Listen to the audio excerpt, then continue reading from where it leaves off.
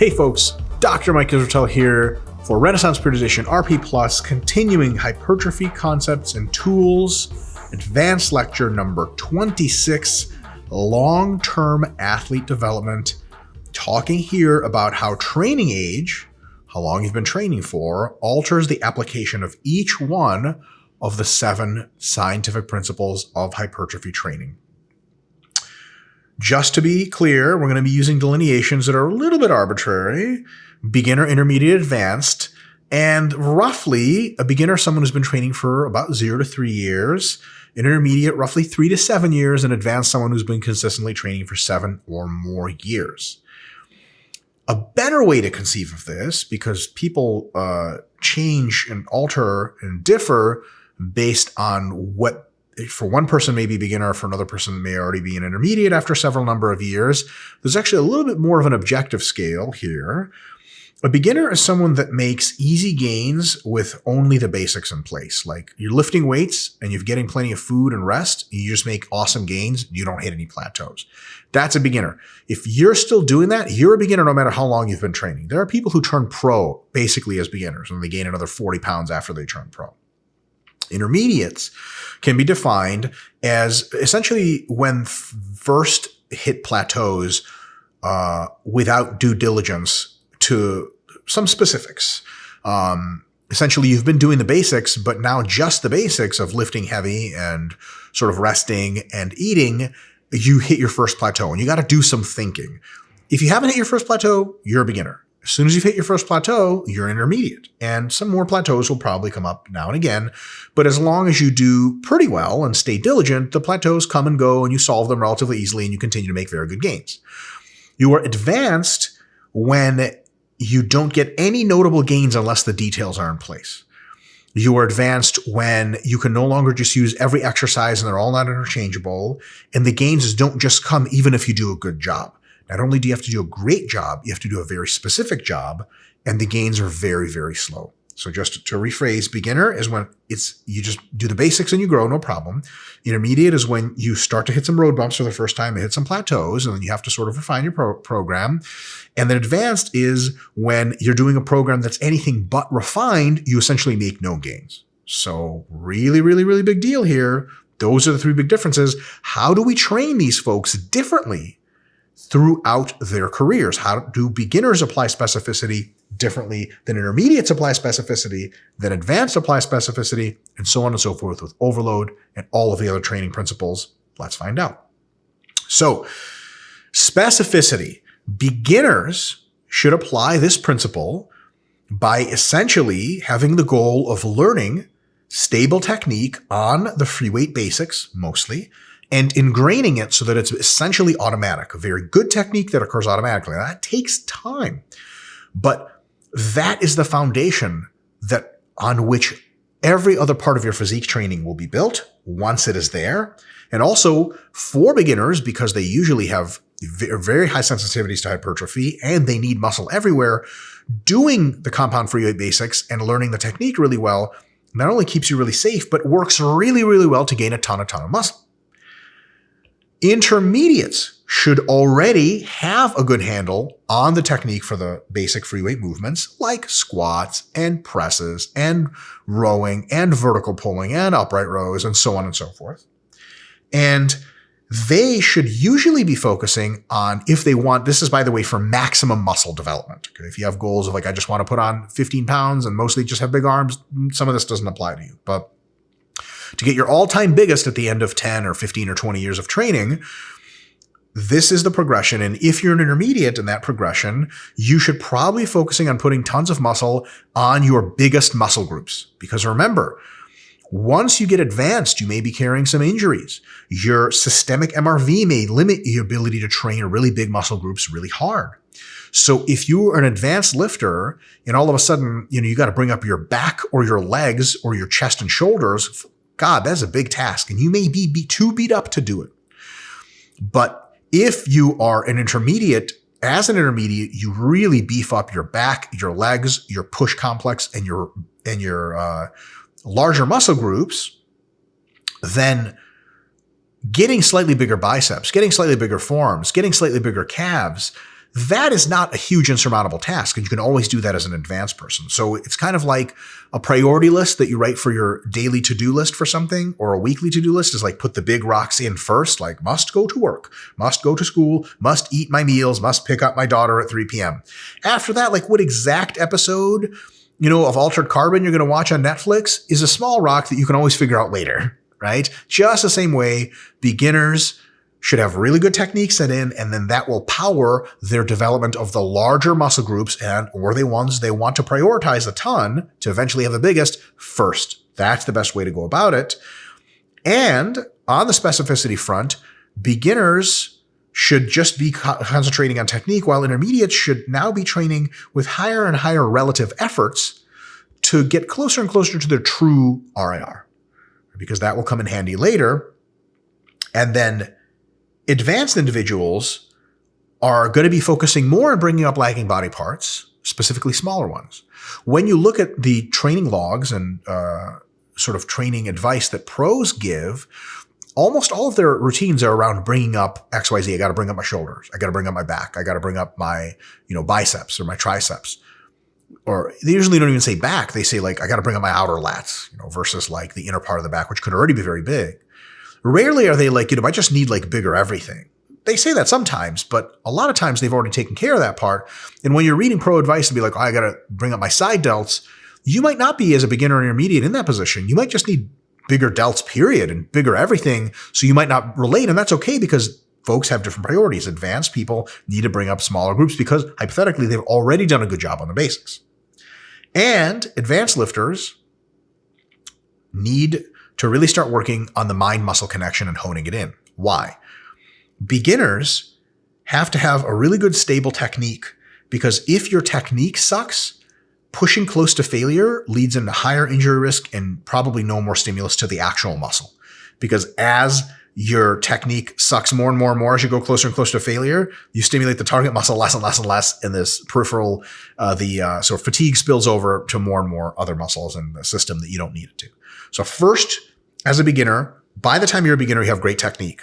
Now that you have great technique and it doesn't break down as you get closer to failure, now it's time to push things closer to failure and learn how close to failure you can actually push what really is 0 reps in reserve, what really is failure. Now you know how to train well and you know how to train hard. As an advanced, you already know how to train hard. Remember, the mind-muscle connection, as we define it here, isn't just perceiving that your muscles are firing. That's just being awake and moving around. It is the perception of a high degree of tension and or a perception of a metabolite burn in the muscle that you're targeting during a hard set. If you don't know how to do a hard set from being an intermediate, the mind-muscle connection is something you won't actually be able to detect as an advanced. Learn the technique as a beginner. As an intermediate, you're going to learn how to train hard. And then as an advanced bodybuilder or lifter or anything, you're going to learn how to take that hard training and focus it into the muscles that you want. By then, you'll already be super jacked, but that ability to focus is built on having good technique and being able to train hard, now which you have layered on top of each other. It's like a skyscraper. And then now that you can do the mind-muscle connection, it comes at a really good time because it's going to improve your stimulus to fatigue ratio just when you need it. So that's the progression there on specificity. So if you are a beginner and someone's like, what you really need to do is focus on mind-muscle connection, wrong. You need to focus on having really good technique, externally perceived technique. Are you squatting deep enough? Is your back straight? Are you on your heels? Things like that. Intermediates shouldn't be focusing on the mind-muscle connection yet, because the mind-muscle connection requires you to push hard, but you don't know how to push hard yet.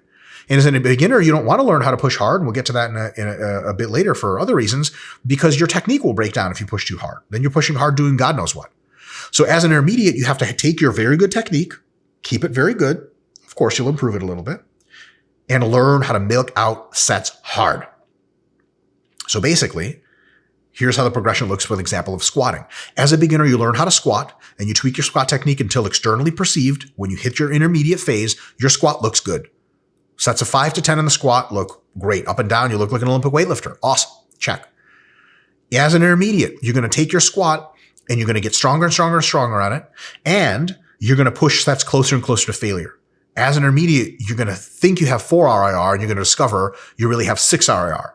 Stuff like that over and over and over. So by the end of the intermediate phase, you know how to get on the squat and not only do great technique all the way through the set, but your set can be taken into the fires of hell. You're really pushing it. And then as an advanced lifter, you are going to alter your expression of your technique just a little bit and push hard while detecting, are my quads what are pushing me? Are my quads is where the tension is through? Are my quads accumulating the lactic acid? And you're going to be aware of that during the set and between sets so that every set hits your quads that much more with the fire of 1,000 suns you learned as an intermediate through the great technique you establish as a beginner.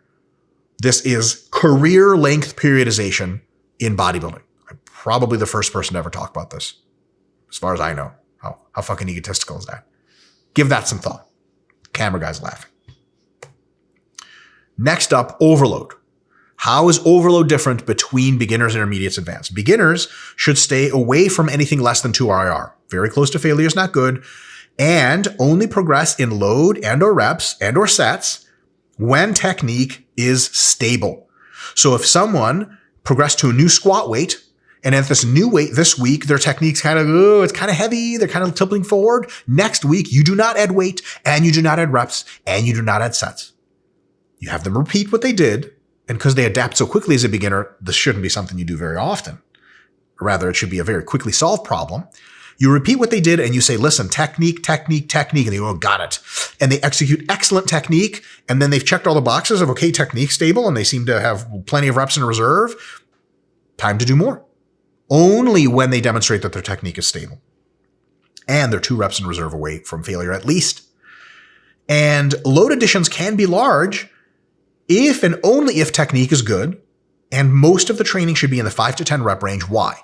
Because in the 5 to 10 rep range, it is enough reps to get you lots of practice to learn the movements well, but not so many reps that you get fatigued in the set of actually doing the same technique, and that fatigue starts to really rub into you and your technique breaks down. You go, telling someone to do 20 perfect technique reps in a row, holy shit. By the time they get to 15, they're like, I just want to be done with this, and they're just pushing the bar. So beginners, the focus is on staying away from failure, only progressing when your technique is good, but potentially jumping large amounts of progression because the adaptations at that rate are very, very fast. For intermediates, you're going to do more of training in the 10 to 20 rep range because your technique is very stable now. And like from the last side, you're going to begin to push close to true failure more often. So a beginner may start at 6 RIR and end the mesocycle at 2 RIR before deloading. An intermediate may start at 3 or 4 RIR and end actually at 0 RIR. Okay, now it's normal training. And the progress in load and sets and so on and so forth is via the normal algorithms described earlier in this series. So nothing too crazy, no exceptions like we make for beginners where they have to be stabilized at technique to keep going. Why? Because you should be stabilized technique anyway.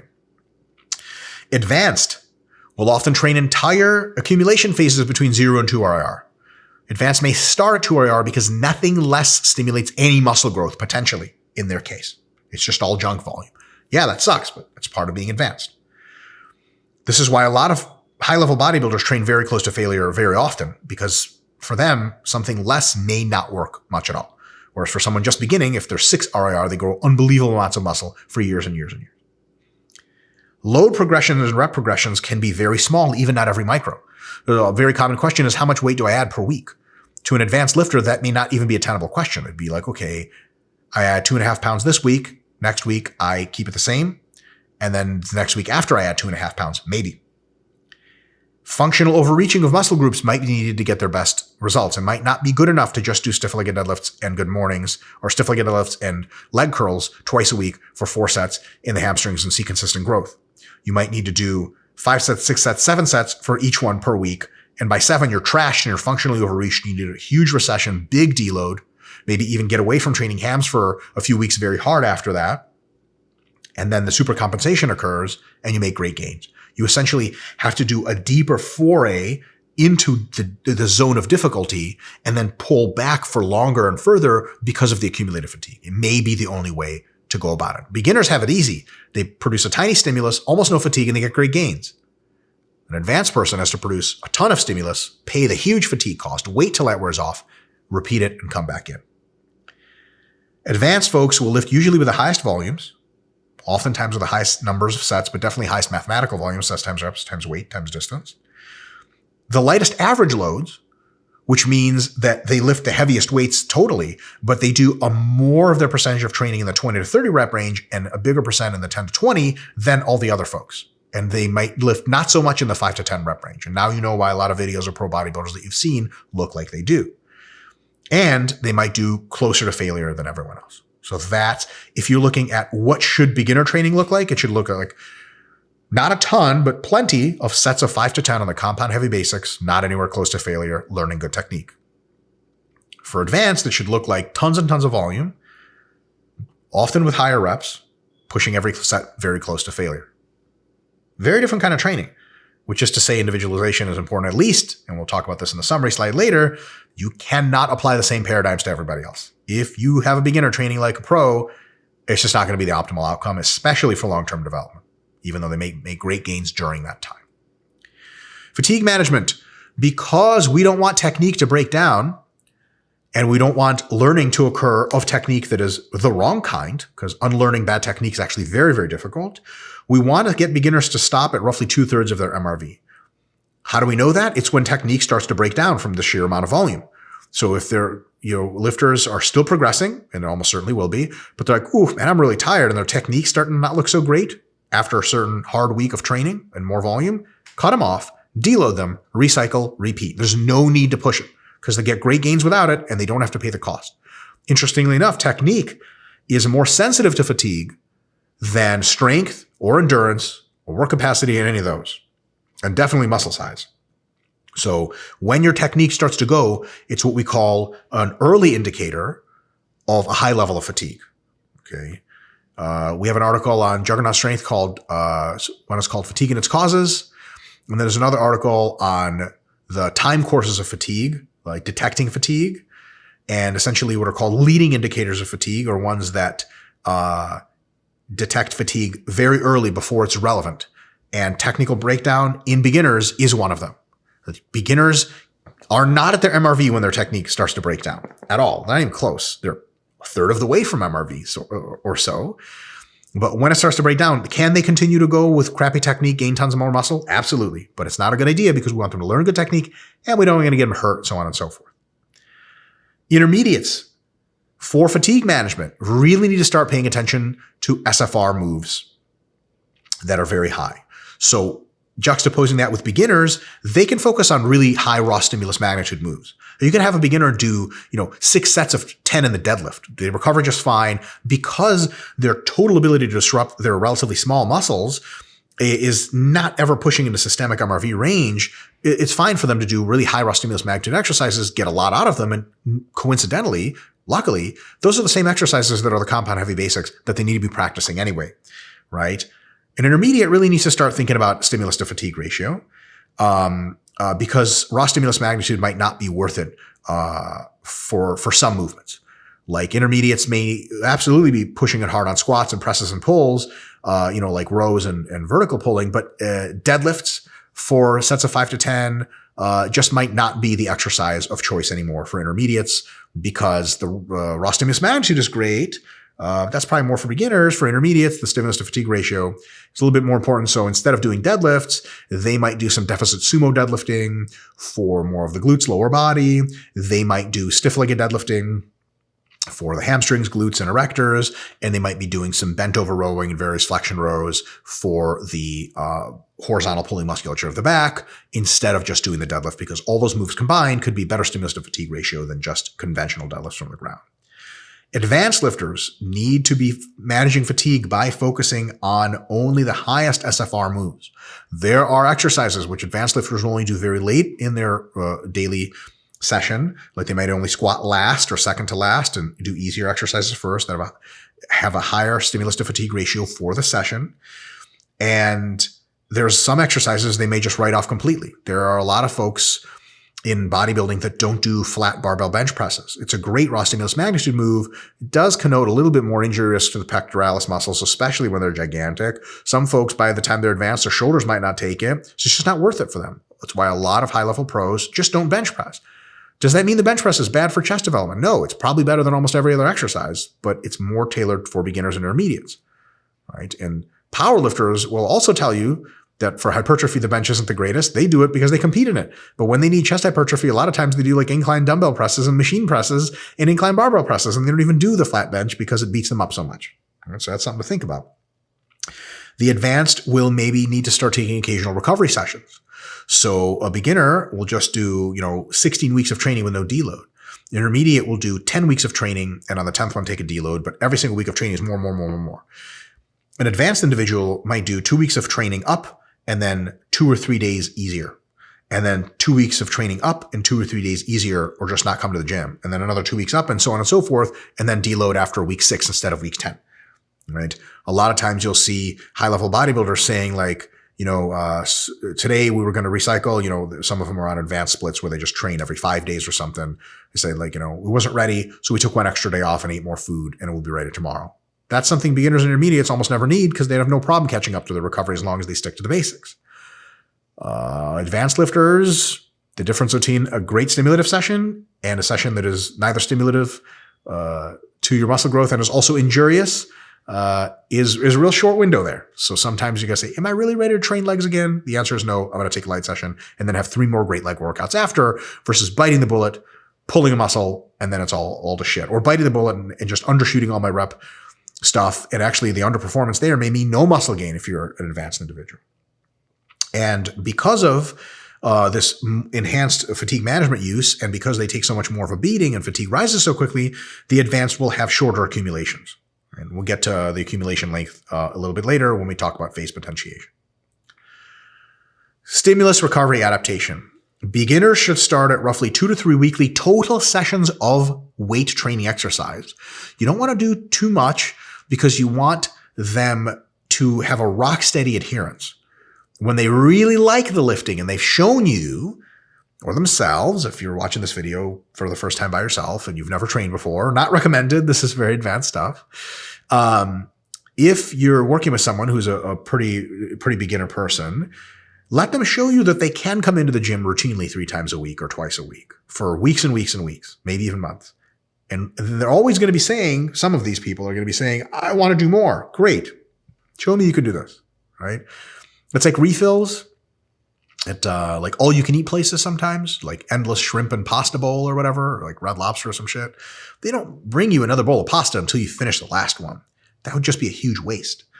Just the same way, I'm not going to put you on a 6-day-a-week split if you're going to a week and a half later conk out. And a ton of people do. Beginners almost always bite off more than they can chew. It's the nature of being a beginner. But you can help prevent that by giving them 2 or 3 sessions a week, full body. And then from there, if they're really good at it and they really, really love it and they've missed no sessions or whatever, after a few months, go to 3 or 4. And after a few months, go to 5 or 6. And then by the time they're intermediate, they're going to be training 5 or 6 times, which they damn well should be, right? And you train every muscle and every single session because they recover that quickly. And you train it mostly through raw stimulus magnitude, high compounds, deadlifts, squats, benches, overhead press, etc. Notice there's a pattern here that's emerging. Intermediates should probably be training 4 to 6 sessions a week. Why? Anything less than 4, if you're an intermediate, if you're training only 3 times a week, you're not going to be getting your optimal growth amounts. It's just not enough training. Or the sessions are so long that there's a ton of junk volume at the end of each session. And again, you don't get your best results. Intermediates a lot of times ask, what about double daily sessions and things like that? That's something you really want to do more as an advanced because that's when you need it and that's when you can psychologically survive it. Okay? Beginners, intermediates can burn out doing more than 6 sessions a week. And also they mostly just don't need it. So 6 sessions a week, 4 to 6, 4, 5, or 6, super great for intermediates. And as needed based on the recoveries of each muscle, 2 to 6 times a week training frequency per muscle group. So they can do a push-pull leg split where everything's twice a week, and they can do any other split in between. They can do a whole body 6-week or a 5-day-a-week whole body split where everything is trained every single day, or anything in between. Totally fine. Advanced are probably going to be sort of floating into this area where when you're advanced, you probably have a lower frequency of training, at least hard for larger muscle groups, hamstrings, quads, chest, things like that.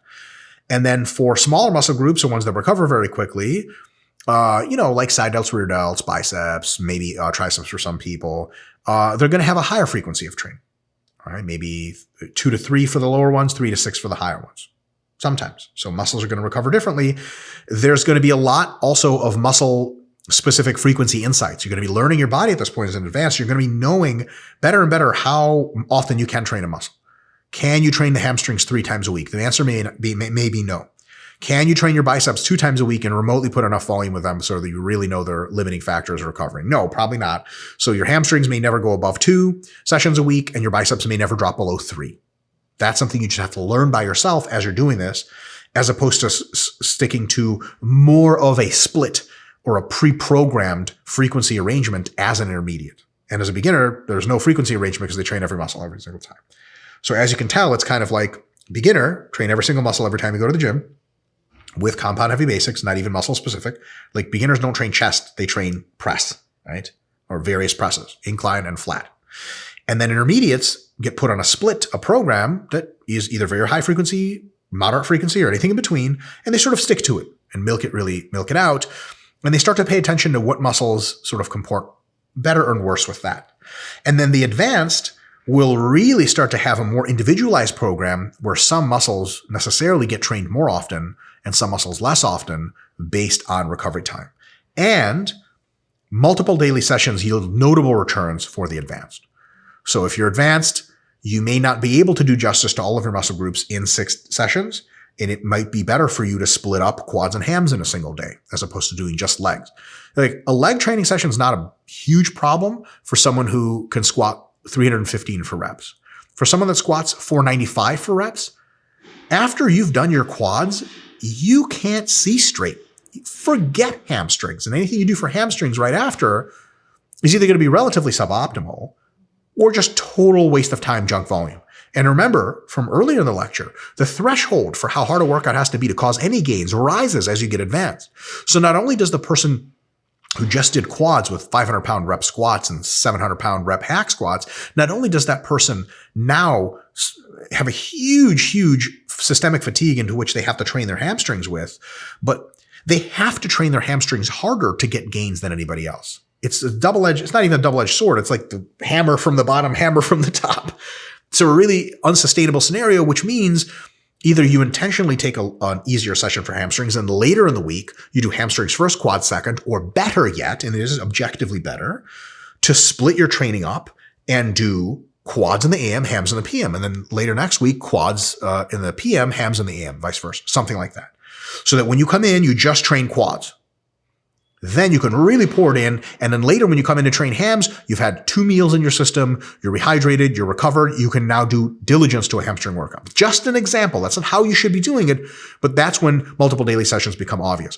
Another really quick example, an intermediate may be able to do an awesome back workout and then an awesome bicep workout right after. An advanced person may have to try so hard to train their enormous back. It might sap their systemic fatigue so much that biceps after is limited entirely by systemic fatigue and not local factors, which is to say your biceps are basically 3 RIR at best when you're going to true failure perceptively. Local muscle is 3 RIR because the nerves are just like done. They're like, I'm not trying anymore. That doesn't get you any growth. And because we said a lot of times advanced people benefit most from 2, 1, and 0 RIR, 3 RIR for everything may give you just maintenance.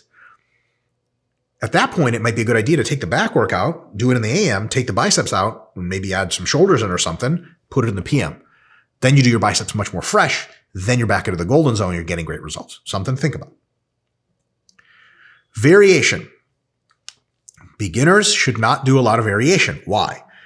Because they want specific basic techniques ingrained, so they shouldn't do too much stuff because it's a lot of stuff to remember and the human body and brain can't do it. So too much variation is bad. Stick to the compound heavy basics and sets of 5 to 10 reps predominantly to teach the basics best. And here's the thing. Do you need cable crossovers, pec deck, deficit push-ups, dips, barbell incline, and barbell flat press to develop your pecs optimally as a beginner? No!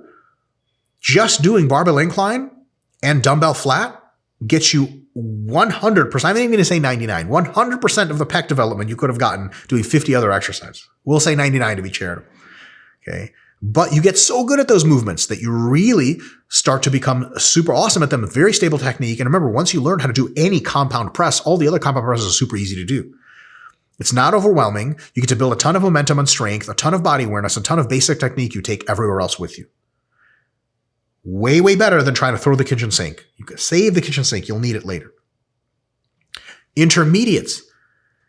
may start to do more variation for its own sake, because you'll have to have more variation. Beginners don't essentially experience staleness at all. If they just started lifting, a year of squatting later, you can be like, oh, squats getting sort of boring or tiring. They'd be like, no, I don't know, they're really hard, really great, right? They'll get greater and greater and greater. They'll actually tune in more to the squat as their technique improves. It's a counter to any kind of building staleness whatsoever. Intermediates will start to experience staleness for the first time. So just for its own sake as an anti-staleness device, variation is a good idea. And by doing a few more variants here and there, they start to explore what is a better SFR exercise for them, and also they get a more complete development.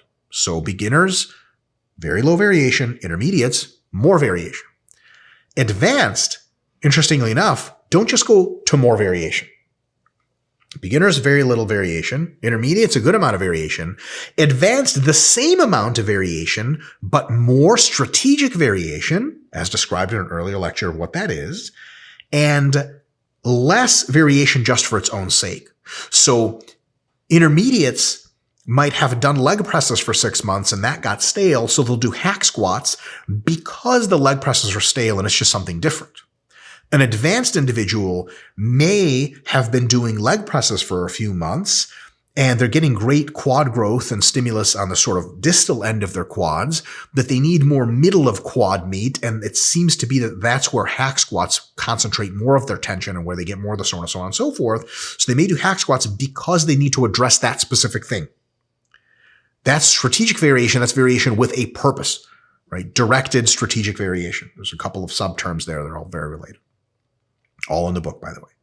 So advanced don't necessarily do just random dumb shit. They do the same number of variations that intermediates do generally, a very similar one, but they do very specific ones based on which other ones they tallied as intermediates are best for their stimulus to fatigue ratios. So there's a lot of exercises they don't do anymore or as often because they know the stimulus to fatigue ratio for them doesn't make a whole lot of sense. So advanced learn which variants are best and then schedule the variants strategically in order to get the best possible result. Another thing is, intermediates might do sets of squats here and then sets of leg press here in one mesocycle and the next mesocycle. An advanced lifter, just because of variation, just because they need something new, an advanced lifter might do squats here in the 5 to 10 rep range when it's heavier because he can't do squats in the higher rep ranges because of systemic fatigue limitations. That's why they may choose leg presses. Same externally viewed variation, but for different reasons. Phase potentiation, second to last. Beginners don't have anything to resensitize because they just start.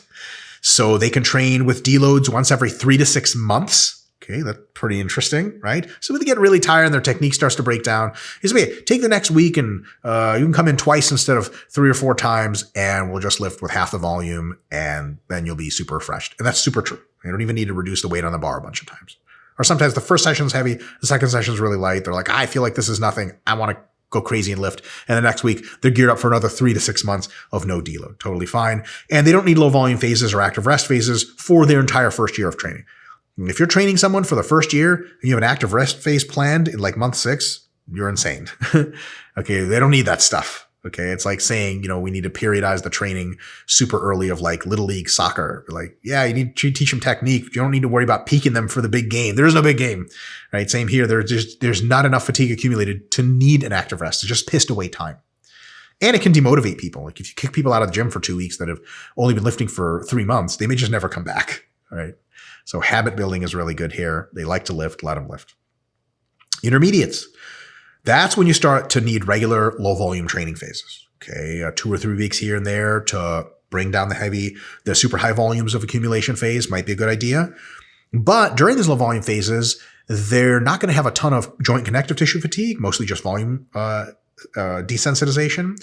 So they can do their maintenance phases, their low volume resensitization phases, same thing, as strength-like. They basically just do strength training there, sets of 3 to 6 or whatever, and that's totally cool. So still very hard, but with low volumes and reps, then they're really resensitized later, and they've gained some strength and some technical ability on lifts. It's all really good. A lot of times for intermediates too, they're not super bought in 100% like advanced are to the process. So if you just make them train super easy for a month, it's really, really demotivating. So it's not easy, just different. Lower volume, lower reps, but heavy, heavy, heavy, and close to failure. That does a really great job without any downsides.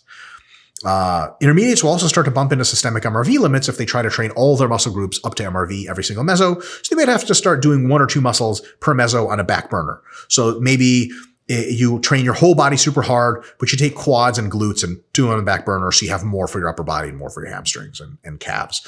And then later you might train your whole body super hard, except your arms you train a little easier so you can do more back and chest stuff and more leg stuff like that. Just a few muscles you turn down a little bit, not like a bunch of muscles. Advanced will need more active rests and low volume phases because they get beat up super easily. And they might need, in the resensitization phases might need to be so unintense, okay, so light in weight to let joints and connective tissues heal, because that's a big problem for advanced people that are very strong and been training for a while, have lots of accumulated wears and tears, that instead of a month of maintenance being a strength phase, for them it could be just 2 or 3 weeks because that's really all they need, but it's just a really long active rest phase. So they do more active rests and maybe even fewer maintenance phases. Give that some thought, because they can't survive even a maintenance phase because it's too heavy. And advanced will rely heavily on priority phases, as they have very specific muscles they need to bring up, as mentioned earlier in specificity. So a lot of times, like, in order to get their body to balance and look like they don't want to train legs and chest and back super hard. They just need to train their arms super hard, and everything can be at minimum effective volume or maintenance volume. And their systemic limit for MRV is very, very pertinent. And so their systemic MRV might be here, and the sum total of every body part or every muscle group, if they trained at 2 individual MRV, might be here. So they might actually have to train only half of their muscle groups at MEV to MRV in any one mesocycle, and the rest of them are at maintenance volume, and they're not even rotated by random. Like, a lot of times you'll say, for intermediates, you just rotate in and out. Things that were on back burner go to the front, things that are on the front come back, and you just rotate to keep everything growing the same on average, but just never overdo any systemic MRV. With advanced, remember, it's all directed now, it's all strategic. So the rotations might be like they do, arms, upper body, and lowers on the back burner for 3 mesos. Lower goes on the front burner for 1 meso because they just need to bring it up a little bit and really just more give their upper body and arms a rest. And then after an active rest phase, they go back to doing 3 upper body and arms and legs on the bottom burner, on the back burner, for 3 whole mesocycles. Right? So you think, okay, but that means they're training for every 1 mesocycle of leg advancement on the front burner, MEV to MRV, they're training upper body, MEV to MRV, 3 more mesos, 3 to 1. That's ridiculous. Why? Well, there's a good reason, because they are intending to bring up their upper body because that's their weak point. And if it's not their weak point, it's going to look completely different the other way around. Individualization. The last training principle, and this lecture is part of individualization, but it turns out long-term athlete development can actually change how you apply individualization. So here's the deal. Beginners must learn and practice the basics, and the basics are very much the same for everyone. So there's very little individualization. If maximum muscle over the course of your career is the goal, really, your training as a beginner is going to look almost the same as every other beginner who's doing it right. Okay. You're not going to be like, well, I feel like I need more bicep. Of course you need more bicep. You need more pec. You need more quad. You need more everything. So everyone does the basics very, very similarly. And this is like that in almost every sport. Beginners to almost every sport train pretty much the same way. Intermediates, at that point, have to learn to pay attention a little bit more to body responses, figuring out what is required from their individualization, their preferences, their tendencies, and to begin experiment with various techniques, exercises, rep range biases, etc. They want to individualize, but they don't know yet what their individual proclivities and declivities are. So you can think of it as kind of like a tree where the bottom is beginners and they stick to one straight and narrow technique basics on the compound heavy basic movement. Then we're going to get a bunch of branches going for intermediates to see which ones bear fruit and which ones bear more fruit and which ones don't. So they're going to be doing a whole bunch of stuff. You could say it's individualization. It's the first part of individualization where you don't individualize your programs. You really just do a bunch of stuff, but you're really perceptive about what's better and what's worse. As you mature to advanced, the tree analogy here is we start pruning some of the branches that produce no fruit to give more life force, so to speak, to the ones that produce a lot of fruit. As an advanced individual, you have to really be getting into what works best for you. You'll have a really good list as an advanced lifter of mostly do's and mostly don'ts. As a beginner, you don't do leg extensions mostly because they're a giant waste of time for you. You should be doing squats and leg presses and other basic movements like that, mostly just squats. As an intermediate, you might start to do leg extensions and leg presses and squats and be like, okay, I'm starting to feel like leg extensions, I get really good at high reps, but actually leg presses are best for me at 5 to 10 reps. I didn't know that. That's interesting. And I'm able to squat for sets of 10 to 20, unlike most people, and it's still limiting my quads. Great, you're learning. And then as an advanced, you should know things like, well, you know what? Leg extensions for me are no good if I go over sets of 25 reps, but between 15 and 25, that's really good. Leg presses work well for me if I do them after leg extensions, but then they only work in this rep range, and squats are good here and there and there. So there's a lot of stuff that if someone says, hey, have you tried leg extensions like this? If you're an intermediate, if you're a beginner, you say, yeah, no, but no thanks because I'm not ready for that stuff yet. As an intermediate, you say, yeah, that's a really great idea. I'm going to try that in my next meso and see how I respond. As an advanced, you should be like, tried it, that's stupid, doesn't work for me. Or you'd be like, that's exactly what I do and I found the same thing. If you're an advanced lifter, you should never have a closed mind. Always have an open mind. But if you're a beginner, some stuff's just not for you yet. Just figure like you're like a little kid and there's alcohol at an adult party and you're at the party with your parents, right? Like, you know, all little kids play, they're just drinking's not for them. Okay. As an intermediate, you're of age and you're in college. It's time to try every kind of drink responsibly and see which ones you like and which ones you don't. You have a couple of bourbon hangovers and you're like, fuck that, bourbon sucks. Right. And you have some fun nights with tequila and you're like, tequila's great, which personally for me is, by the way, I hate tequila and bourbon, all that shit anyway. And then as an advanced, think of yourself, and training wise, is the alcohol analogy here, is you're like a connoisseur of alcohol. Like, not like you have a problem or anything, but like, you know, you're like a seasoned drinker. And if someone's like, you know, hey, like, here's this martini bar, you're going to be the person that looks it up online and be like, oh, they serve their martinis this way. That's not my jam. You're like, oh, it's interesting. They're doing like this Eastern method. Like, great, let's go figure that out. It's like to a person who doesn't drink, that all means nothing. To a person that just started drinking, like, it's all whatever, who cares, martini, whatever, I'll try it all. But to an advanced drinker, so to speak, you know, someone who, because there's lots of folks that really like to drink responsibly and they get a lot out of it. They know what they like and they know what they don't. Now, of course, they still explore, but they start to develop a structure or stick to that structure. So for advanced, just the same way, with training, there's going to be stuff you know about yourself and stuff you don't. So yes, individualization is really coming to a spear at that point, tip of the spear. You know from your intermediate days what the sort of landscape looks like, and now you're selectively choosing which way to go more often than not. Like if you're advanced and you really just, everything looks the same to you as, oh, I'll try that, you're not doing a great job or you're not really advanced. Implications. Last sort of 4 things to say for this part of the lecture. The recommendations for beginners that you have just seen in this whole lecture are very different from those of the advanced. And of course, different respectively from intermediates on both ends. Beginners should not copy advanced verbatim programs, as is so common, right? Folks will look at an advanced program and, you know, they'll read about it in a muscle magazine or they'll look at it on Instagram and beginners will be like, I'm going to do that. You know, that's good for this pro bodybuilder. It's surely good enough for me. You're not at that developmental timeline. It might not be the best idea. That's like trying to succeed at making your own incredibly awesome software company and looking at the daily schedule of events that Bill Gates does. You'd be like, man, the way to be an awesome software engineer is go to a lot of charity functions and travel the world on first class. Got it. Well, that's backwards. At first, you got to sit in your garage and develop a bunch of algorithms, and then you get a job at a real firm. Then they buy you out. Then you make your app, and then you're a billionaire, and then you give to charity. There's a sequence to that. So beginners look at pro bodybuilders and say, "Oh, he's doing one-arm pec flies with an internal rotation like that. That's what I need for pecs." No, a bodybuilding judge last show said, "Listen, your left pec is notably a little bit bigger than your right, especially on the lower side. Maybe you can bring that up a little over the next." That is a very, very different thing. So there should be a big difference in application between beginners and advanced, and a small difference, but a notable one, between beginner, intermediate, and advanced. Beginner bodybuilders should basically train like powerlifters, but do a little bit more vertical pulling work, more shoulder work, and more arm work, and of course calves, than usual.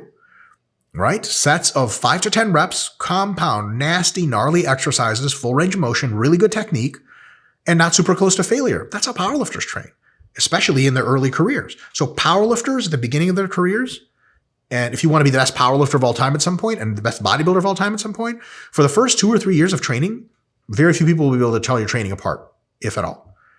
The only difference is you may learn some competitive pulling, squatting, and benching styles, bigger super arch, low bar squat, sumo, hook grip deadlift for a powerlifter. They could start learning that stuff in day one, whereas a bodybuilder might learn very similar moves, but not with those exact specific techniques, and they might do more vertical pulling, so on and so forth, but it's fundamentally very similar. Get stronger in the 5 to 10 rep range and get your technique awesome. And size will come like crazy until you're an intermediate and you need more advanced stuff, more specific stuff to bodybuilding. Intermediates can really begin to explore what individualizations, rep ranges, exercises, so on and so forth, work best for them and start to parse it out. But they should try a bunch of different stuff.